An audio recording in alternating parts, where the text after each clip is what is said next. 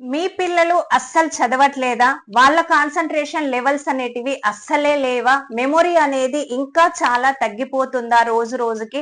మిమ్మల్ని చాలా సతాయిస్తున్నారా? మీరు చాలా బాధపడుతున్నారా?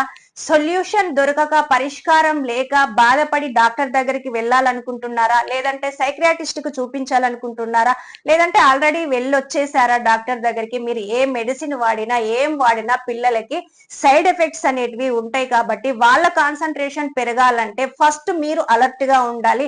మీకు ఎగ్జామ్ ఉన్నట్టు మీరు గనక డెడికేషన్ తోని ఉంటే ఆటోమేటిక్ గా ఒకే ఒక మంత్రం వాళ్ళతోని 11 టైమ్స్ 42 డేస్ గనక మీరు జపించేలాగా చూడగలిగితే వాళ్ళ రిజల్ట్ మీరు అనుకున్న దానికన్నా డబుల్ త్రిబుల్ రేట్లు ఎక్కువగా ఉంటుంది. మీరు చాలా చాలా సర్ప్రైజ్ అయ్యి చాలా సంతోషపడతారు. ఏమీ లేదు, అది మీరు ముందు నేర్చుకొని వాళ్ళకి గనక నేర్పించి వాళ్ళతో చదివించగలిగితే ఏ టైంలోనైనా దీనికి నియమాలంటూ ఏమీ లేవు. ఇలా బ్రష్ చేసుకోవాలి, ఇలా స్నానం చేసే చదవాలి, అలా ఏం లేదు.